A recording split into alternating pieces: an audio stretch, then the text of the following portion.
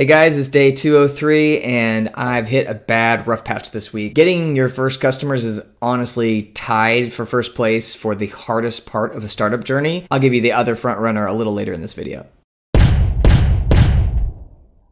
Okay, let's talk sales efforts. I've been applying to jobs on Upwork that have been requesting building landing pages for career pages, about pages. So I've been trying to sell my service basically in that market. I also got my Upwork project approved where I'm basically selling for $59. I'm selling like a package service of creating career pages that include job applications from candidates. So far that has not really worked out at all. I haven't received any responses yet. I'm continuing to find really well-researched leads to send cold emails and follow-ups, and I'm making sure that they fit exactly what I'm looking for. So it's a very strong lead situation. And so far I have about a 7% success rate on my cold emails, but nothing has converted into actually a first customer yet. So 7% is actually great, but it doesn't feel great when you're doing it. 7% of a small number is still not very much. I just got to keep iterating on this. And because the cold email thing has not been going super great, I've been researching other ways of getting first customers. So I've been watching lots of YouTube videos, reading lots of articles, digging through discussion forums, and trying to come up with some new ideas for getting these first customers. I've looked into SEO, but the problem with SEO is it's a really long strategy. You can't really do that in weeks. It's really more about months, like 6 months or even more maybe before you really see results on that. The problem with that is I need the validation now to see if I'm on the right track. So I can't really afford to spend 6 months to figure that out. So the other option with that is to use AdWords and try to target keywords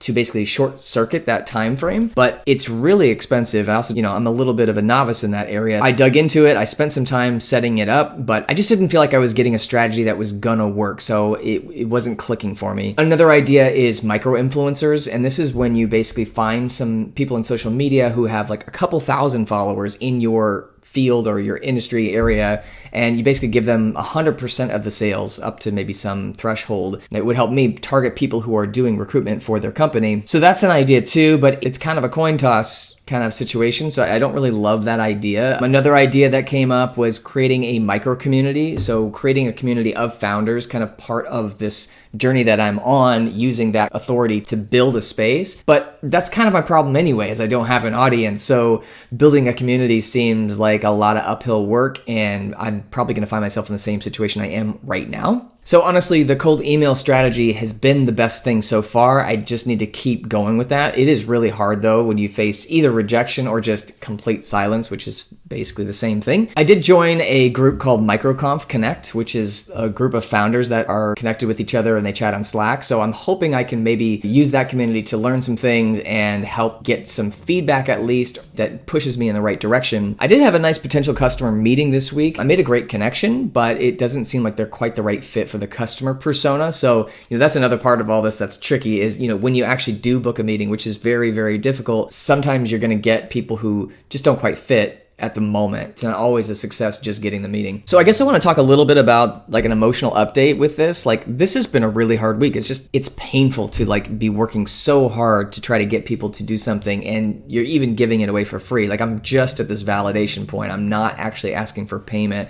and still not really getting any traction is really frustrating. And I think and a lot of times if that's happening, it's good to question your product to see if you're really on the right track. But I'm in an already existing market. I'm trying to penetrate that market. So I know this idea has got validation behind it. It's really just about the execution of the specific piece of the idea that I'm doing, but it's just painful. I mean, rejection hurts. And in this like whole journey of building a startup, you have all these assets. One of the assets is determination, and mental health is another one. You can't let that get too low. It sometimes comes to a point for me where I recognize like, okay, this is taking a hit on me. I'm going to have to hit the brakes on the hard selling for a bit, take a break, give myself some nice relief, do something more fun for a bit, and then get back into it. I've been in this dark place before where I really crashed, and that's where lots of founders get burnout. It's kind of probably the top reason that startups don't succeed. About 10 years ago, I went into a really bad period of depression and anxiety, and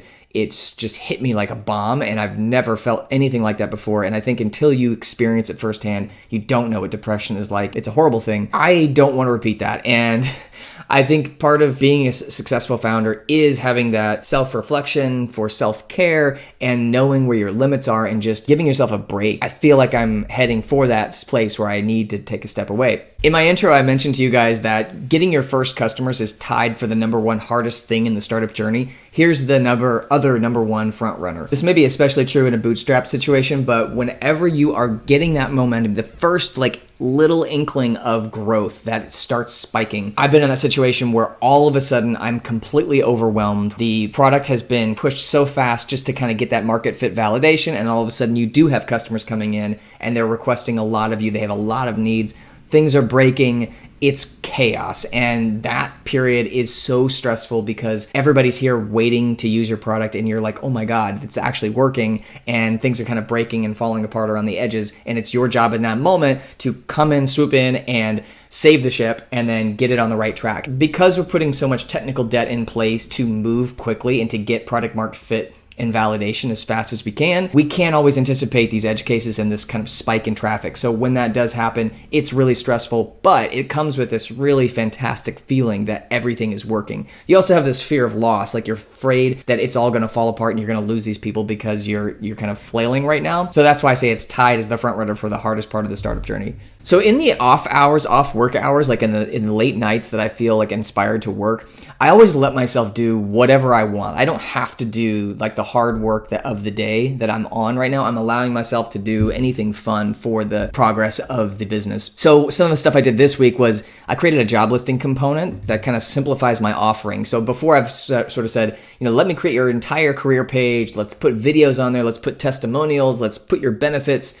And that's all well and good. And I think it's really valuable long term. But in this immediate trying to get people to buy this, I need something simpler. So I thought, let's just do a job plugin where it's just shows your job listings on the page, whatever page you want, and then has the application panel that comes with it. That really simplifies my offering. It gives me a tighter pitch. So as I let myself do kind of whatever I wanted to do to shake this feeling off, I went back to my burn rate spreadsheet. Financial stability is the lifeblood of any business. This spreadsheet has been phenomenal for me. It's basically, I always keep track of what I'm spending on a monthly recurring basis so that I can keep my head around it. It's so easy to lose that stuff, and then you don't realize later on you've been wasting money. And my budget is so tight that I really need to keep my eye on this. So this is the spreadsheet that I use, and I decided to take a crack at productizing this. It's just maybe a small free tool. Maybe I could whip this up in a week and just get some audience growth out of it. So for my mock-up, this is kind of what I came up with. Is basically like,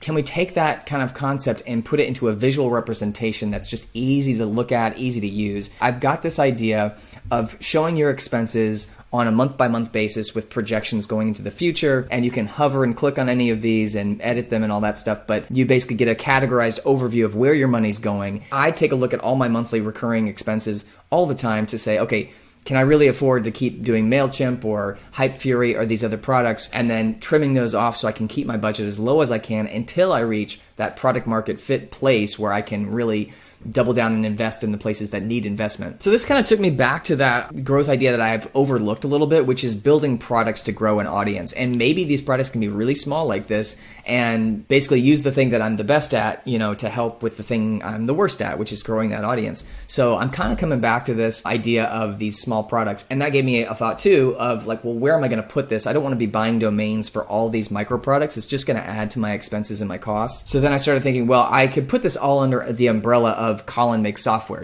That's what I'm doing. I don't even have a website yet. I've just got my YouTube channel, my TikTok. I started putting that together. It kind of looks like this, where I'm just saying, I'm building tools and tips to help founders build life-changing businesses. I started thinking about that. I'm like, yeah, the things that I'm building, if I build them for me, I'm my own customer. I can provide some of the validation myself because I'm actually doing it. I've done it in the past. So if I can focus on products that help founders, not only am I going to be able to be more accurate in what is a good product, but also this really syncs up with my journey to build a $1 million company with you guys, this brings those audiences together, and the products I'd be building also work for the journey that I'm making public. And the great thing about targeting founders is it doesn't matter if they're bootstrapped, Series A, if they're just taking their first step, or if they actually have a very profitable company that's been running for years, and it focuses on smaller businesses where I feel like I have the best chance of making an impact. So we'll see. I feel like this is a good strategy. This makes a lot of sense. It's going to get me out of this funk. In the very least, it's going to be a nice landing page for documenting this journey that I'm on, but I think more than that, this has got a lot of potential. Okay, so that's it for this week. I feel like this was a tough week, but it also hit me in this moment where I feel like I'm inspired again,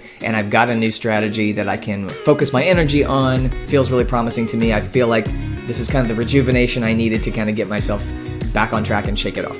All right, guys, I'll see you next week.